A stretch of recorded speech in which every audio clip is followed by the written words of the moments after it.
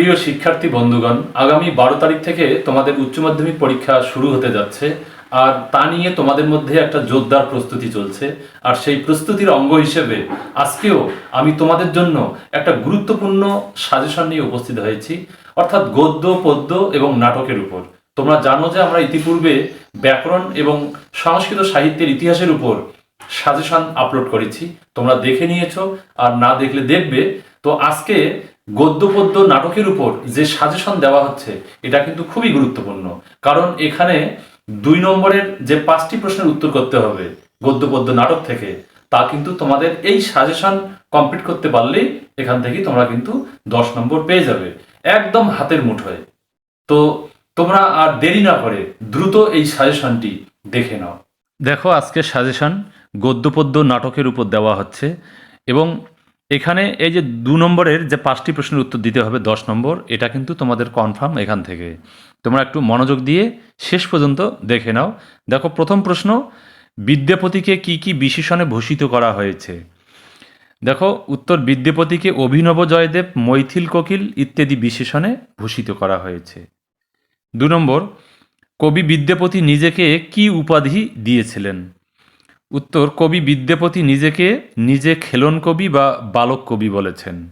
3 নম্বর, কবে কে fort William college থেকে হাস্যবিদ্যকথা গল্পাংশটি প্রকাশ করেন? উত্তর, 1815 খ্রিস্টাব্দে বঙ্গানুবাদ করে পণ্ডিত হরপ্রসাদ রায় ফোর্ট উইলিয়াম কলেজ থেকে হাস্যবিদ্যকথা গল্পটি প্রকাশ করেন। তারপর 4 নম্বর, দেখো হাস্যবিদ্যকথার অর্থ কী? দেখো, হাস্যবিদ্যা ইয়স্য স সমান সমান হাস্যবিদ্য, তস্য কথা হাস্যবিদ্য কথা, অর্থাৎ বিচিত্র অঙ্গভঙ্গি ও বাক্য বিন্যাসের দ্বারা যে ব্যক্তি হাস্যরসের সঞ্চার করতে পারেন সেই ব্যক্তি হাস্যবিদ্য, তার কথা বা গল্প হলো হাস্যবিদ্য কথা।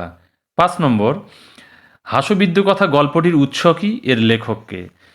দেখো, হাস্যবিদ্য কথা গল্পটির উৎস হলো কবি বিদ্যাপতি রচিত পুরুষ পরীক্ষা নামক গল্পগ্রন্থ, এর লেখক হলেন মৈথিল কোকিল বিদ্যাপতি। 6, হাস্যবিদ্য কথা গল্পের রাজার নাম কি, তার রাজ্যের নাম কি? দেখো, কবি বিদ্যাপতি রচিত হাস্যবিদ্য কথা গল্পের রাজার নাম হলো সুপ্রতাপ, তার রাজ্য বা রাজধানীর নাম হলো কাঞ্চি। তারপর 7 নম্বর প্রশ্ন, দেখো চোরেদের কেন রাজার নিকট উপস্থিত করানো হয়েছিল? উত্তর, কাঞ্চি নামক নগরীতে কোনো এক ধনীর গৃহে চুরি করতে গিয়ে 4জন চোর শীদের মুখে রক্ষী পুরুষদের হাতে ধরা পড়ে, তাই তাদেরকে শিকলে বেঁধে রাজার নিকট উপস্থিত করানো হয়েছিল। 8, মৃত্যু আসন্ন হলে চতুর্থ চোর কী করেছিল?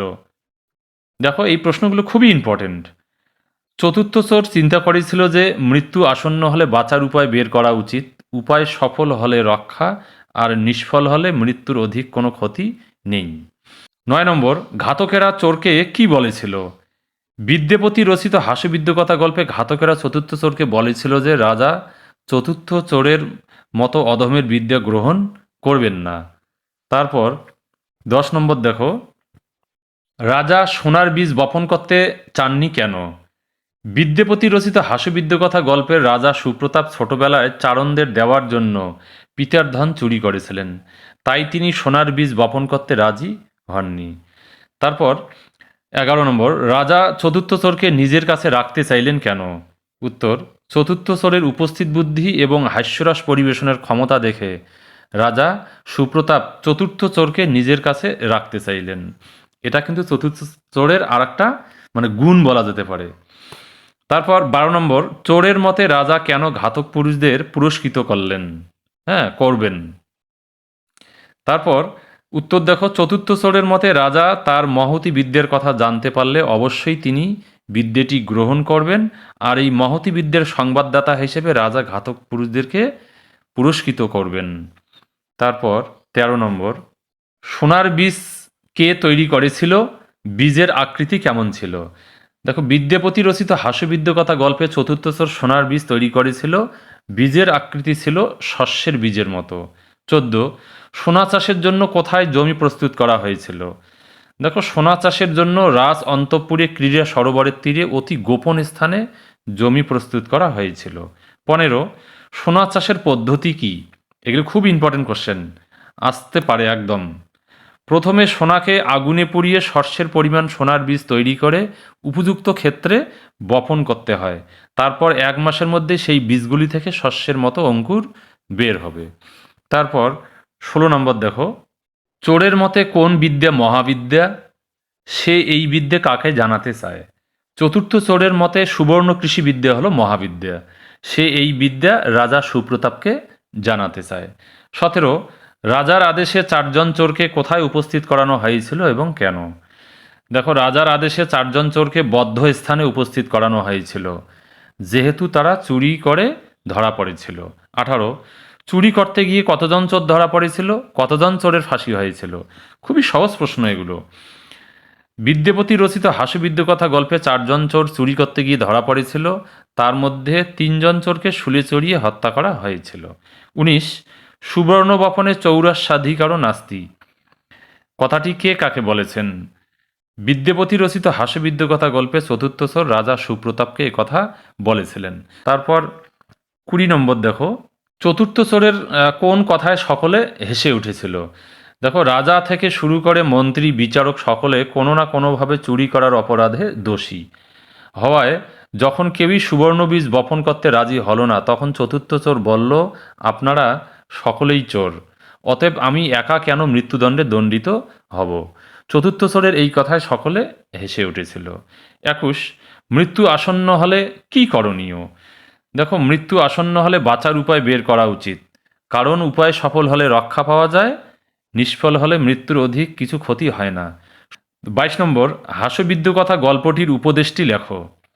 দেখো, মরণ আসন্ন হলেও বাঁচার উপায় বের করতে হয়, উপায় সফল হলে রক্ষা পাওয়া যায়, আর বিফল হলে মৃত্যুর অধিক কিছু নেই। কারণ প্রতিকার পরায়ণ মানুষ যদি উপস্থিত বুদ্ধি এবং চেষ্টা থাকে, তাহলে সে যমের দরজা থেকেও ফিরে আসতে পারে। তারপর 23 নম্বরে যাচ্ছি, চতুর্থ চোরটি কিভাবে সকলকে চোর প্রতিপন্ন করেছিল? বিদ্যাপতি রচিত হাস্যবিদ্য কথা গল্পে চতুর্থ চোরটি তার উপস্থিত বুদ্ধির সাহায্যে সকলকে চোর প্রতিপন্ন করেছিল। 24, বিচারপতি সোনার বীজ বপন করেননি কেন? দেখো উত্তর, যে কখনো কোনো কিছু চুরি করেনি সেই ব্যক্তি স্বর্ণবীজ বপনের অধিকারী, কিন্তু বিচারপতি ছেলেবেলায় মায়ের মিষ্টি চুরি করেছিলেন, তাই তিনি স্বর্ণবীজ বপনে রাজি হননি। 25, চতুর্থ চোরের গুণগুলি লেখো। দেখো, চতুর্থ চোরের মহৎ গুণগুলি হলো হাস্যরস পরিবেশন দক্ষতা, উপস্থিত বুদ্ধি এবং বিপদে ধৈর্য ধারণ, এগুলি হলো মানে তার গুণ। তারপর 26 নম্বর দেখো, রাজোপজীবী কারা? বিদ্যাপতি রচিত হাস্যবিদ্য কথা গল্পে মন্ত্রীগণ হলেন রাজোপজীবী। 27, চতুর্থ চোর কেন নিজেকে দুঃখী মনে করেছিল? দেখো, সুবর্ণ বীজ বপনে চোরের কোনো অধিকার ছিল না, তাই চতুর্থ চোর নিজেকে দুঃখী মনে করেছিল। 28, তেন বিদ্যে মর্তলোকে তিষ্ঠতু, মানে তাহলে এই বিদ্যাটি মর্তলোকে থেকে যাবে। এখানে কে কোন বিদ্যার কথা বলেছে? এখানে চতুর্থ চোর তার সুবর্ণ কৃষি বিদ্যার কথা বলেছে। 29, বিদ্যাপতির পিতাকে, তিনি কোন রাজার সভাকবি ছিলেন? দেখো, বিদ্যাপতির পিতা ছিলেন গণপতি ঠাকুর, তিনি মিথিলার রাজা শিবসিংহের সভাকবি ছিলেন। তারপর 30 নম্বর দেখো, কবি বিদ্যাপতির কয়েকটি প্রসিদ্ধ গ্রন্থের নাম উল্লেখ করো। কবি বিদ্যাপতির কয়েকটি প্রসিদ্ধ গ্রন্থের নাম হলো ভূপরিক্রমা, কীর্তিলতা, কীর্তি পতাকা, পুরুষ পরীক্ষা, গয়াপত্তন, গঙ্গাবাক্যাবলী প্রভৃতি। 31, কার নির্দেশে বিদ্যাপতি পুরুষ পরীক্ষা গল্পগ্রন্থটি রচনা করেছিলেন? হাস্যবিদ্য কথা মূল গ্রন্থের কত সংখ্যক গল্প? দেখো, রাজা শিবসিংহের নির্দেশে বিদ্যাপতি পুরুষ পরীক্ষা গল্পগ্রন্থটি রচনা করেছিলেন। হাস্যবিদ্য কথা মূল গ্রন্থের 39তম গল্প। 32, কিং ব্রুথ রাজকারীয় বাধং কর্তুমিচ্ছত, এই লাইনটার মানে হলো যে কিং ব্রুথ মানে কি বলছো, রাজকারীয় বাধং কর্তুমিচ্ছত মানে রাজকার্যে বাধা সৃষ্টি করছো, কারা কাকে কথা বলেছিল? বিদ্যাপতি রচিত হাস্যবিদ্য কথা গল্পের চতুর্থ চোরটি ঘাতক পুরুষদেরকে কথা বলেছিল। তারপর 33 নম্বর দেখো, বপ্তা কস্যিৎ দিয়তাম মানে একজন বপনকারী দিন, কে কার কাছে কীরকম বপ্তা চেয়েছিল? দেখো, হাস্যবিদ্য কথা গল্পে চতুর্থ চোর রাজার কাছে এই রকম বপ্তা চেয়েছিল যার দ্বারা কখনো কোনো দিন কোনো কিছু চুরি হয়নি। 34, রাজা চতুর্থ চোরকে পুরস্কৃত করলেন কেন? রাজা চতুর্থ চোরের উপস্থিত বুদ্ধি, পরিহাসপ্রিয়তা, তথা বিপদে ধৈর্য ধারণ দেখে আনন্দিত হয়ে তাকে পুরস্কৃত করলেন। 35 ন মারণীয়সী, মানে তুমি মরণের যোগ্য নও, কে কাকে এ কথা বলেছিলেন? বিদ্যাপতি রচিত হাস্যবিদ্য কথা গল্পে রাজা সুপ্রতাপ চতুর্থ চোরকে এ কথা বলেছিলেন। তারপর 36 নম্বর দেখো, অস্তেইন ও কন্দল্য পদের সংস্কৃত প্রতিশব্দ লেখো। দেখো, অস্তেইন পদের সংস্কৃত প্রতিশব্দ হলো অচৌরা, আর কন্দল্য পদের সংস্কৃত প্রতিশব্দ অঙ্কুরা। তারপর আমরা এবার পরের কবিতায় চলে আসলাম। দেখো, কবিতা বনেচর ভাষণম। এখান থেকে প্রশ্ন দেখো, কিরাতার্জুনীয়ম কথাটির অর্থ কী? দেখো, কিরাত এবং অর্জুনকে কেন্দ্র করে এই কাব্য রচিত হয়েছে বলে এর নাম কিরাতার্জুনীয়ম। এখানে কিরাত হলেন ছদ্মবেশী মহাদেব। 2 নম্বর, কাদের চারচক্ষু বলা হয়, কেন বলা হয়? দেখো, চরেরাই যাদের চক্ষুস্বরূপ তারা হলেন চারচক্ষু, অর্থাৎ রাজাদেরকে চারচক্ষু বলা হয়। যেহেতু রাজারা চরেদের মাধ্যমেই স্বরাষ্ট্র ও পররাষ্ট্রের সমস্ত বৃত্তান্ত জেনে থাকেন এবং কর্মপন্থা নির্ণয় করেন, তাই রাজারাই হলেন চারচক্ষু। তারপর আমরা 3 নম্বর প্রশ্নে যাচ্ছি। কিরাতার্জুনীয়ম মহাকাব্যের বিষয়বস্তু কোথা থেকে গৃহীত হয়েছে, এর রচয়িতাকে? দেখো, মহাভারতের বনপর্বকে আশ্রয় করে কিরাতার্জুনীয়ম কাব্যটি রচিত হয়েছে। এছাড়া শিবপুরাণ থেকেও কিছু তথ্য গৃহীত হয়েছে। এর রচয়িতা হলেন মহাকবি ভারবী। তারপর 4, বনেচর ভাষণম পাঠ্যটি কোথা থেকে নেওয়া হয়েছে, গ্রন্থটি কোন জাতীয়? দেখো, বনেচর ভাষণম পাঠ্যটি মহাকবি ভারবী রচিত কিরাতার্জুনীয়ম নামক মহাকাব্যের বনেচরা গমনম নামক প্রথম স্বর্গ থেকে নেওয়া হয়েছে। গ্রন্থটি মহাকাব্য জাতীয়। 5, ভারবীর পিতা ও পুত্রের নাম লেখো। ভারবীর পিতার নাম নারায়ণ স্বামী এবং পুত্রের নাম হলো মনোরথ। 6, কিরাতার্জুনীয়ম পাঠ্যটির লেখককে, তার অপর নাম কি? দেখো, কিরাতার্জুনীয়ম পাঠ্যটির লেখক হলেন মহাকবি ভারবী, তার অপর নাম দামোদর। তারপর 7 নম্বরে যাচ্ছি। দেখো, কিরাতার্জুনীয়ম এর ভাগগুলি কি নামে পরিচিত, পাঠ্যটি কোন ভাগের অন্তর্গত? কিরাতার্জুনীয়ম এর ভাগগুলি স্বর্গ নামে পরিচিত, পাঠ্যটি বনেচরা গমনম নামক প্রথম স্বর্গের অন্তর্গত। 8, বনেচর ভাষণম পদ্যে বনেচর নিয়োগের কারণ কি? দেখো, বনেচর ভাষণম পদ্যে বনেচর নিয়োগের কারণ হলো দুর্যোধন কেমনভাবে রাজ্য চালাচ্ছেন তা গোপনে জানতে যুধিষ্ঠির বনেচরকে নিয়োগ করেছিলেন। 9, ন বিব্বথে তস্য মন, কার সম্পর্কে বলা হয়েছে এবং কেন? ন বিব্বথে তস্য মন, বনেচর সম্পর্কে একথা বলা হয়েছে। বনেচর যথার্থ হিতৈষী, তাই অপ্রিয় হলেও হিতকর বাক্য বলতে তার মন ব্যথিত হয়নি। তারপর 10 নম্বর, দুর্যোধনের সাম ও দান নীতি কেমন ছিল?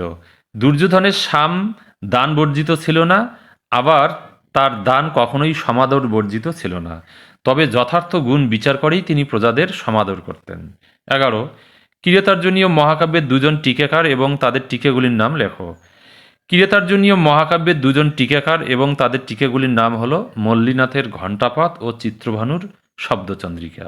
12, কিরাতার্জুনীয়ম এর সর্বপ্রসিদ্ধ টিকা কোনটি, কে রচনা করেছিলেন?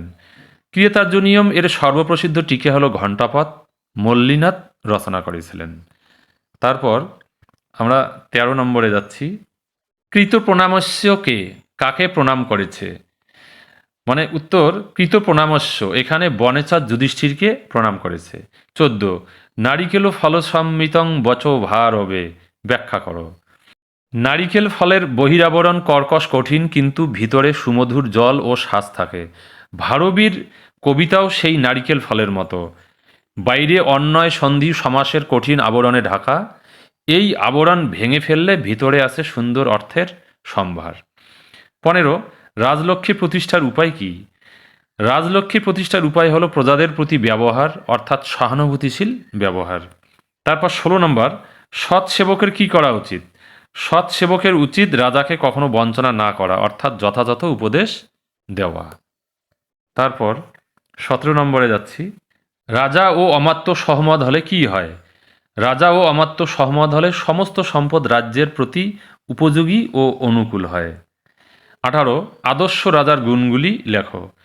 আদর্শ রাজার গুণ হলো তিনি হিতৈষীদের কাছ থেকে সদুপদেশ শোনেন, ব্যবহারের সঙ্গে দান করেন, দানের সঙ্গে সমাদর করেন, সমাদর করলে গুণ অনুসারে করেন, অপাত্রে সমাদর করেন না। 19, হিত ও মনোহারী বাক্য জগতে দুর্লভ কেন? দেখো, হিত ও মনোহারী বাক্য জগতে দুর্লভ কারণ প্রায়শই হিতকর বাক্য মনোরঞ্জক হয় না, বা মনোরঞ্জক বাক্য হিতকর হয় না। তারপর 20 নম্বরে যাচ্ছি।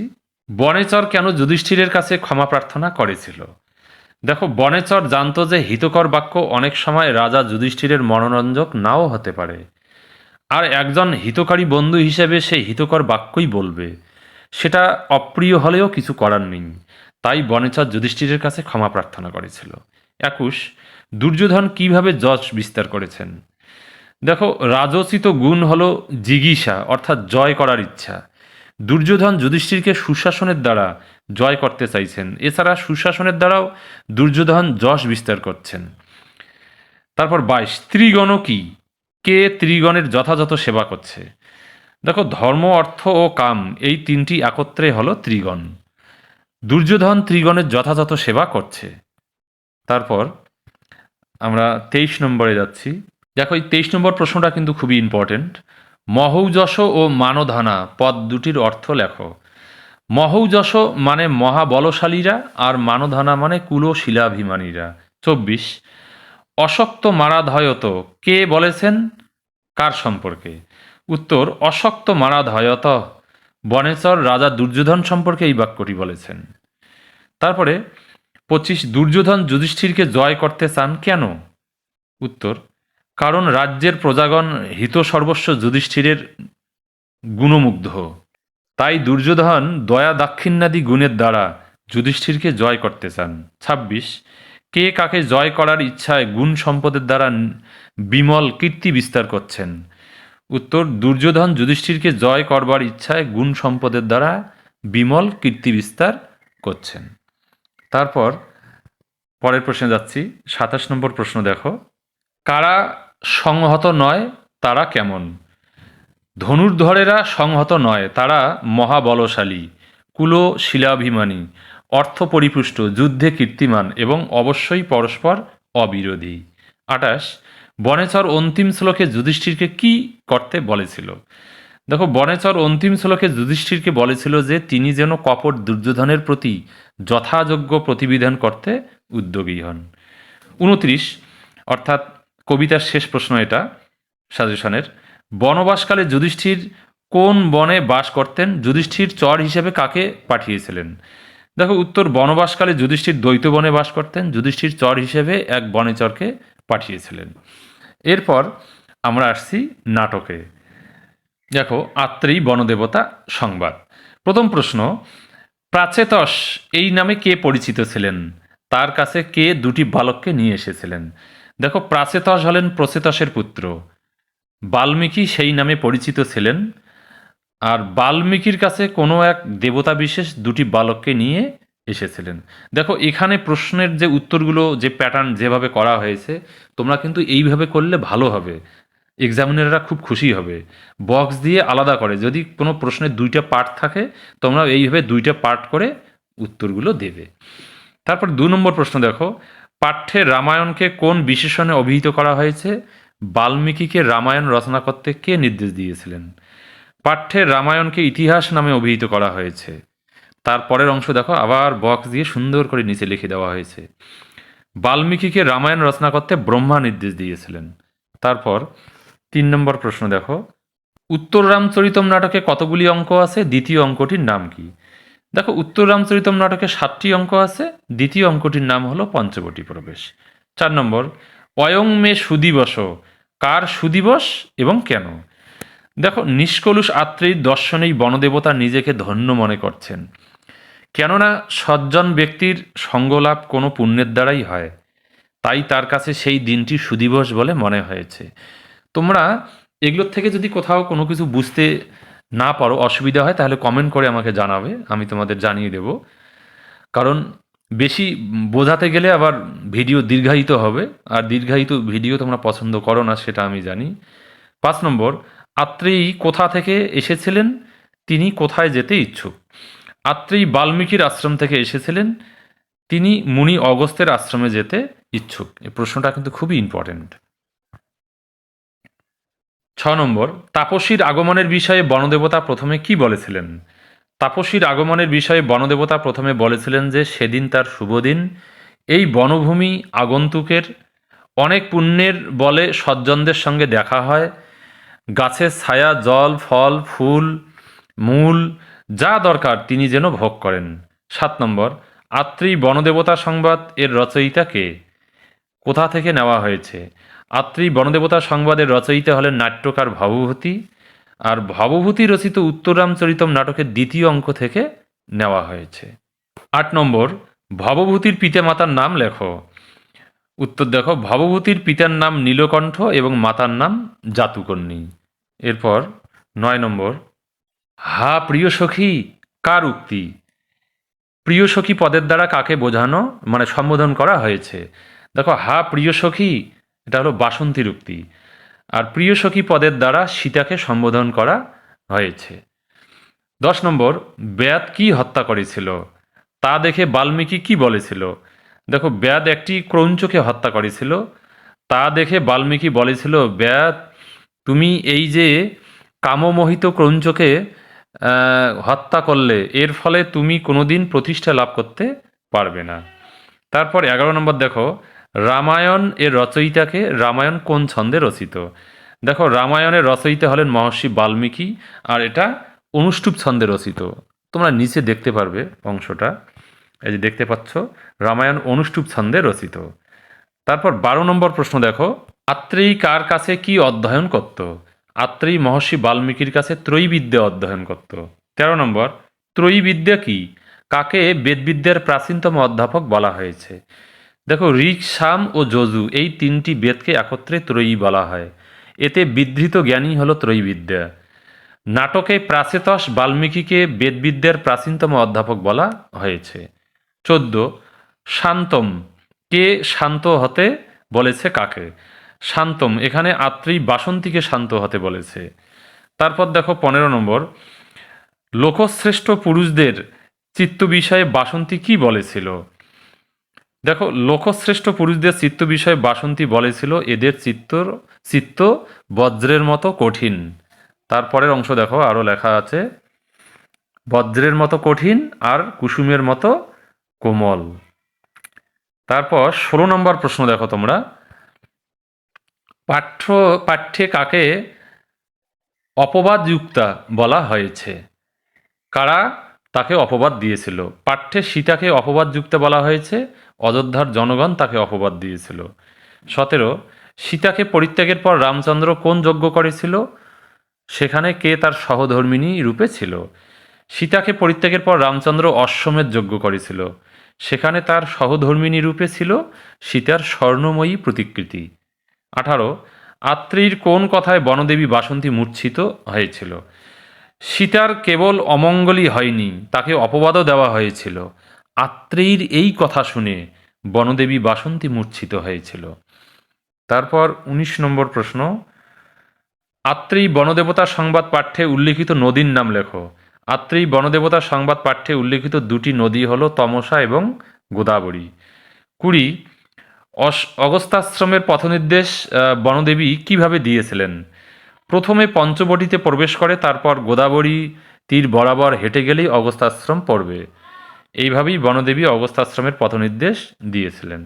21, কার নির্দেশে বাল্মীকি রামায়ণ রচনা করেছিলেন? তিনি কি আশীর্বাদ করেছিলেন? দেখো, পদ্মজনী ব্রহ্মার নির্দেশে বাল্মীকি রামায়ণ রচনা করেছিলেন। তিনি বাল্মীকিকে আশীর্বাদ করলেন, তার অব্যাহত জ্যোতি ঋষি দৃষ্টি উদ্ভাসিত হবে, আর তিনিই হবেন আদিকবি। তারপর 22 নম্বরে যাচ্ছি, বাল্মীকি কোন নদীতে স্নান করতে গিয়েছিলেন? বাল্মীকির অপর নাম কি? বাল্মীকি তমসা নদীতে স্নান করতে গিয়েছিলেন, বাল্মীকির অপর নাম প্রাচেতস। 23, বনদেবতা তাপসীকে কি দিয়ে অভ্যর্থনা জানিয়েছিল? দেখো, ফল ফুলে সমৃদ্ধ পল্লব দিয়ে বনদেবতা তাপসীকে অভ্যর্থনা জানিয়েছিল। 24, নাটকে তাপসী কে ছিলেন ও বনদেবতা কে ছিলেন? দেখো, নাটকে তাপসী ছিলেন আত্রেয়ী, আর বনদেবতা ছিলেন বাসন্তী। তারপর 25 নম্বরে যাচ্ছি, উত্তর রামচরিতের বিষয়বস্তু কোথা থেকে গৃহীত হয়েছে? রচয়িতাকে? দেখো, উত্তর রামচরিতের বিষয়বস্তু বাল্মীকি রচিত রামায়ণ থেকে গৃহীত হয়েছে।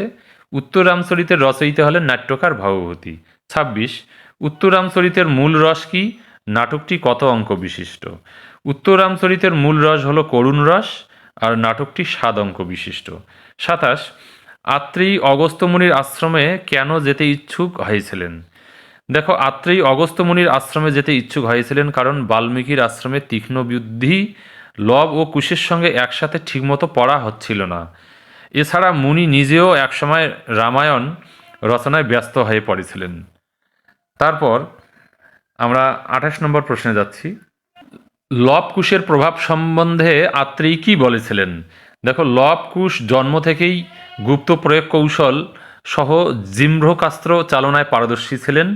আত্রেয়ী তাদের এই প্রভাবের কথা উল্লেখ করেছিলেন।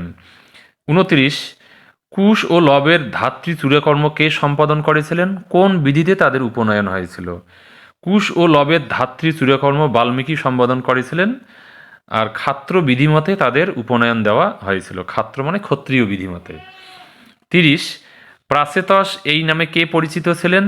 তার কাছে কে দুটি বালককে নিয়ে এসেছিলেন? দেখো, প্রাচেতস হলেন প্রচেতসের পুত্র। বাল্মীকি সেই নামে পরিচিত ছিলেন। বাল্মীকির কাছে কোনো এক দেবতা বিশেষ দুটি বালককে নিয়ে এসেছিলেন। তারপর দেখো, এখানেই শেষ তোমাদের আজকের সাজেশন। তো বন্ধুরা, আজকের এই সাজেশন তোমরা যথাসম্ভব বন্ধুদের মধ্যে শেয়ার করবে, যাতে সকলেই উপকৃত হতে পারে। ধন্যবাদ।